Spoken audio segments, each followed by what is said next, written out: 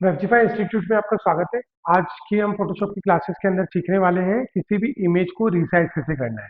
Images अलग अलग size की होती है, कोई रेक्टेंगल होती है, कोई स्क्वायर होती है। ठीक है, जैसे रेक्टेंगल कोई इमेजेस है। ठीक है, ये स्क्वायर में, ये फिर रेक्टेंगल है, ये रेक्टेंगल है। तो हमें इनको अगर किसी एक फॉर्मेट में करना है कि इनको रीसाइज करना है कि इनकी विड्थ हाइट हमारी चॉइस के हिसाब से अलग अलग साइजेस पे हो, तो वो फोटोशॉप में कैसे होगी। तो हम फोटोशॉप की स्क्रीन पे आ जाते हैं। हमने इसके अंदर जो इमेज साइज खोल रखा है अभी, वो स्क्वायर में खुला हुआ है। पिक्सल्स में हम देख लेते हैं तो 5000 बाई 5000 एक स्क्वायर साइज में खुला हुआ है। ठीक है, 300 इसका रेजोल्यूशन रखा हुआ है। अभी हम कोई भी इमेज को यहाँ पे प्लेस करते हैं, तो आप फाइल में जाएंगे, यहाँ पे आपके पास प्लेस का ऑप्शन आएगा आपका विंडोज के अंदर। आईमेक के अंदर मैं ड्रैग एंड ड्रॉप कर सकता हूँ, तो मैं आपको ड्रैग एंड ड्रॉप सिखा रहा हूँ। ठीक है, ये इमेज है, इसकी जो साइज है वो हम साइजेस देख लेते हैं कि इनकी यहाँ पे साइजेस क्या दिखा रहा है। तो शो आइटम डिटेल्स, ये देखिए, इस पे जो साइज दिखा रहा है वो दिखा रहा है 605 मल्टीप्लाई बाई 498। तो ये छोटी साइज है, हमको इसको करना है कन्वर्ट 5000 बाई 5000 पिक्सल्स में। तो हम इसे कन्वर्ट कैसे करेंगे, आप उसे प्लेस करोगे आपकी फोटोशॉप के अंदर लाके। जैसे ही आप प्लेस करोगे तो इमेज जो पिक्सल में है एक्चुअली, उसके हिसाब से यहाँ पे प्लेस हो जाएगी। ठीक है, जैसे ही हमारी इमेज प्लेस होती है, प्लेस होने के बाद में अब ये देखो, ये फिट टू फ्रेम नहीं है। ठीक है, हमें क्या करना है, इसको करना है फिट टू फ्रेम। तो फिट टू फ्रेम करने के लिए क्या है, कॉर्नर से हमें इसको फिट करना है यहाँ पे। उसके बाद में हमें इसे ड्रैग करना है। ड्रैग करने के लिए अगर हम इस तरीके से ड्रैग करेंगे तो ये आउट ऑफ फ्रेम चली जाएगी, जो भी डिजाइन है वो बाहर चली जाएगी। तो हमें शिफ्ट का यूज करना है। शिफ्ट प्रेस करके रखेंगे, उसके बाद हम इसको सेटअप करेंगे पूरा फिट टू फ्रेम। ठीक है, किसी भी इमेज को कहीं पे भी हम जब भी फोटोशॉप से के अंदर प्लेस करते हैं, प्लेस करने के बाद शिफ्ट का यूज करके या बिना शिफ्ट का यूज करके हमें उसे एक फिट टू फ्रेम करना है, ताकि हमारा जो भी डिजाइन है वो आउट ऑफ फ्रेम नहीं जाए।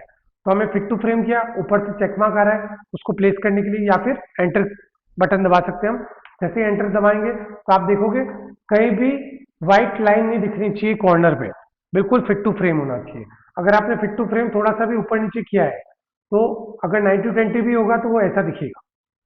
ठीक है, या फिर ऐसा दिखेगा, या फिर ऐसा दिखेगा कि टॉप और लेफ्ट के अंदर हल्की सी व्हाइट लाइन आ रही है।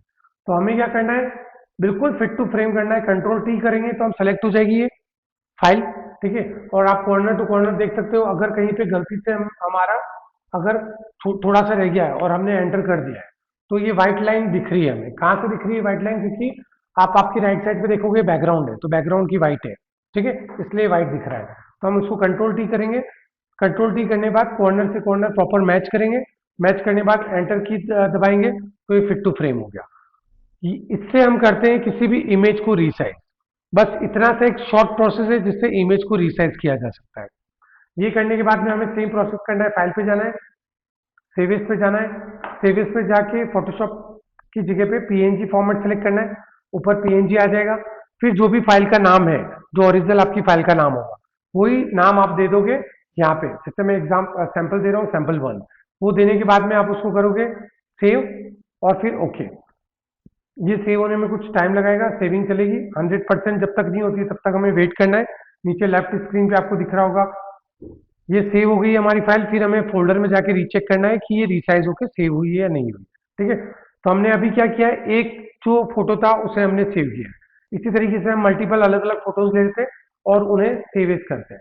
अब मैंने सेकंड वाला ले लिया है, इसे प्लेस करना है हमको आके। ठीक है, आपके पास विंडोज के अंदर ऑप्शन होगा, आप फाइल पे जाओगे। फाइल पे जाने के बाद में प्लेस लिखा होगा वर्ड, वहां पे आप क्लिक करोगे तो आप जहां पे भी फोल्डर में इमेज है वहां पे जाके उसको यहाँ पे ओपन करोगे। जैसे ही वो ओपन होगी तो आपको यहाँ पे प्लेस हो जाएगी। बिल्कुल आपका जो फॉर्मेट साइज है उसमें प्लेस नहीं होगी, आपको उसको कन्वर्ट करना पड़ेगा उसमें।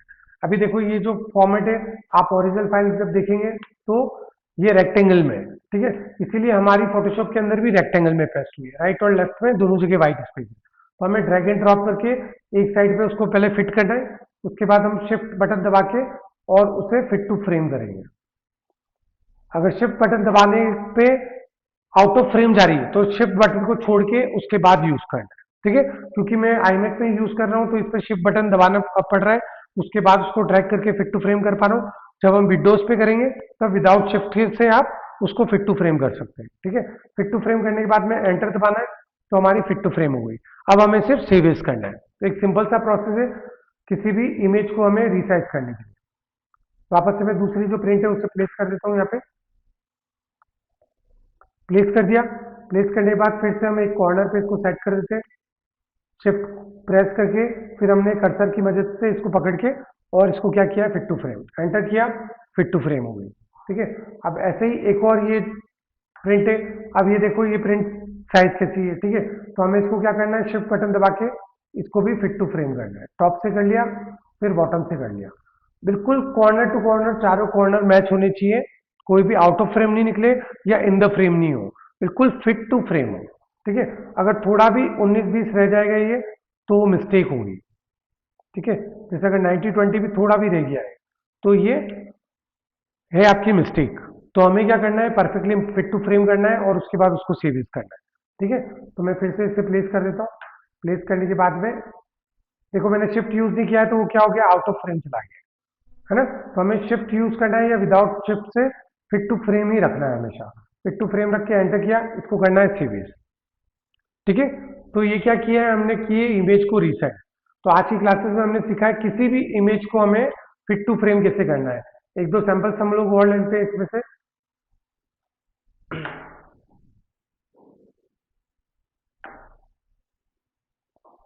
जैसे ये एक लोगो है हमारा, इस लोगो को मैं प्लेस कर देता हूँ यहाँ पे।